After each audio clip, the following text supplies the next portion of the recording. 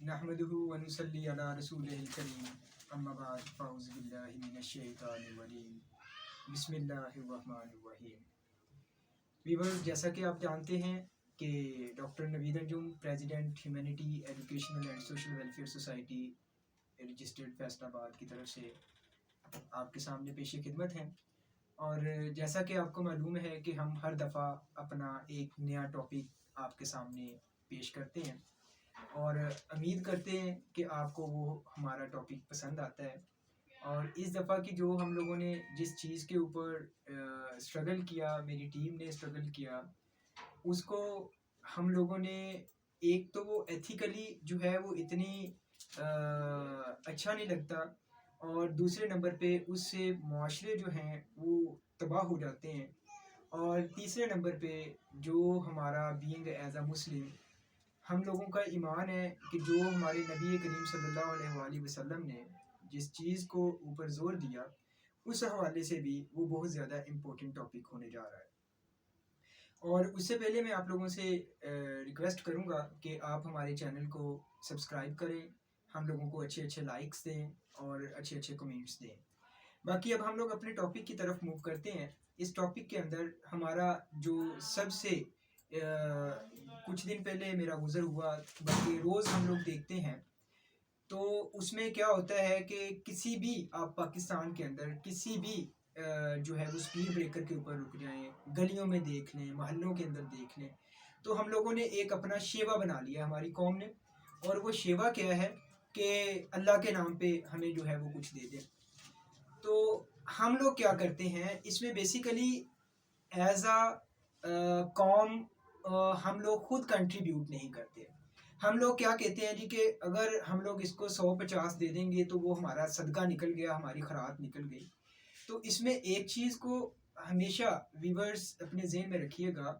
कि इस तरह 150 या 1000 रुपया देने से कोई ज़कात और खरात जो है वो इस तरीके से नहीं निकलती। अगर मेरे नबी करीम सल्लल्लाहु अलैहि वसल्लम के फरमान के ऊपर जाएं तो उन्होंने खुद मेहनत और मशक्क़त करने के ऊपर ज़ोर दिया है। उन्होंने इस तरीके से किसी साइल को जो है नहीं किया कि वो आपके जो है वो पूरी ज़िंदगी आपके हाथों की तरफ देखे और आप लोगों की जो इमदाद है उसकी तरफ नज़रसानी करे।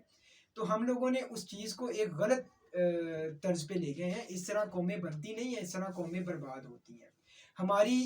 मोस्टली अगर हम लोग देखा जाए कि अगर फॉर एग्जांपल मैं आप लोगों से कहता हूँ कि आप लोग एक दफ़ा जाएं किसी मांगने वाले को कहें कि भाई आओ मैं आपको काम देता हूँ, आप मेरे पास आएँ वर्क करें, मैं आपको पर डे के हिसाब से इतने पैसे चार्ज करता हूँ। तो वो आगे से बंदा आपको ये कहेगा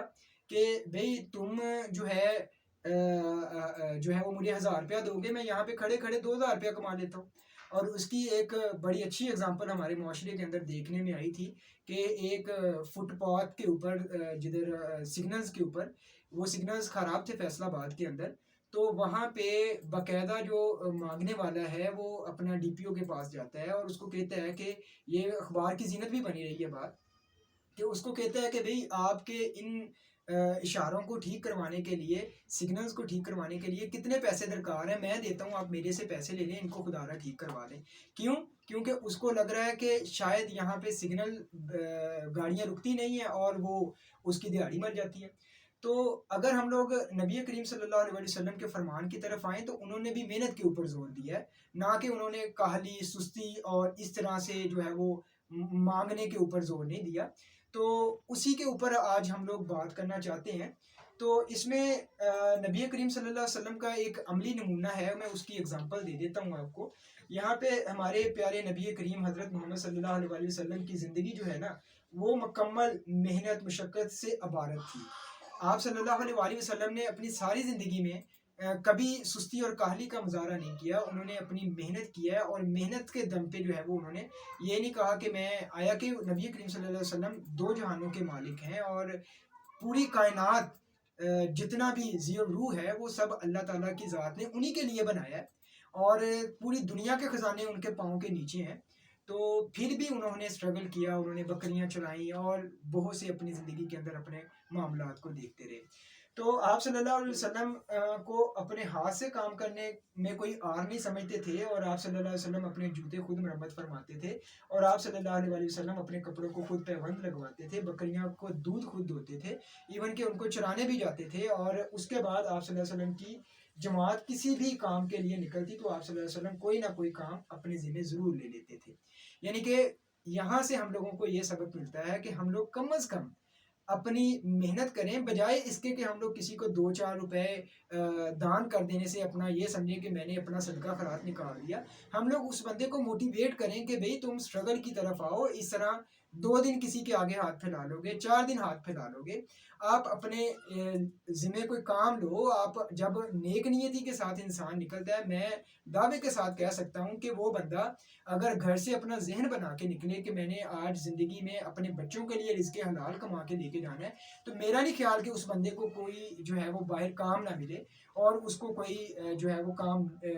مشقت کے لیے اس کو کام نہ ملے اور اس کی دیہڑی نہ لگے. ایسا ہو ہی نہیں سکتا. دوسرے نمبر پہ اس کے پیچھے ریزن کیا ہے؟ ہم لوگ خود پروموٹ کر رہے ہیں ان چیزوں کو. ہم لوگ بجائے ان کو کہ آپ ایک ہی دفعہ میں جو ہے وہ اس کو کسی کوئی ہنر سکھا دیں. اگر اس کی کوئی بچی ہے یا کوئی اس کا بیٹا ہے تو اس کو کہیں کہ بھئی میں تمہیں تعلیم دلواتا ہوں. اگر آپ فارمل ایجوکیشن کے اوپر نہیں جا سکتے تو آپ اس کو ٹیکنیکل ایجوکیشن کا کوئی نہ کوئی ہنر دلوا دیں، اور جس کے اوپر ہمارا میری سوسائٹی جو ہے وہ کام کرتی ہے. اور الحمدللہ میری سوسائٹی نے آج تک کسی بندے سے ہم لوگوں نے 1 روپے کا ڈونیشن نہیں لیا. ایون کہ اگر ہمارے پاس کوئی مانگنے کے لیے آتا ہے تو میرا سب سے پہلے اس کو یہی سوال ہوتا ہے کہ آپ ہمارے پاس آئیں، ہم آپ کو ایجوکیشن دیتے ہیں، ہم لوگ آپ کو ٹیکنیکل ایجوکیشن دیتے ہیں، ہم آپ کو جو ہے وہ سلائی کا ہنر سکھاتے ہیں، ہم لوگ آپ کو جو ہے وہ پارلر کا ہنر سکھاتے ہیں، اور آپ کو کوئی نہ کوئی ہنر جو ہے وہ ہم لوگ آپ کے اوپر انویسٹ کرتے ہیں تاکہ آپ جو ہے وہ یہ ہاتھ مانگ کے کتنی دیر بندہ کمائے گا، تو آپ اپنا ہنر سیکھیں اور جا کے باعزت روزی کمانی شروع کر دیں. کیونکہ میرا جو سلوگن ہے، ہمارا سلوگن ہی بیس اسی کے اوپر کرتا ہے، آؤ تعلیم کی طرف، آؤ علم کی طرف، اور آؤ کامیابی کی طرف. تعلیم اور علم کے اندر ہی کامیابی ہے، اور اس کے ساتھ ساتھ اگر آپ لوگ ٹیکنیکل ایجوکیشن کو حاصل کرتے ہیں تو میرا نہیں خیال کہ ہمارے معاشرے کو کسی کے آگے ہاتھ پھیلانے کی ضرورت پڑے گی. ہم لوگ اگر دیکھیں تو اس وقت ہمارے معاشرے میں تقریباً اراؤنڈ اباؤٹ، اگر میں غلط نہیں ہوں، اگر میں غلط ہو بھی جاؤں تو میں آپ لوگوں سے معذرت چاہتا ہوں کہ آپ لوگ جو ہے وہ اس چیز کو ایشو نہ بنائیے گا، کائنڈلی اس کو اگنور کر دیجیے گا، یا ایک بندہ نادان سمجھ کر اس کو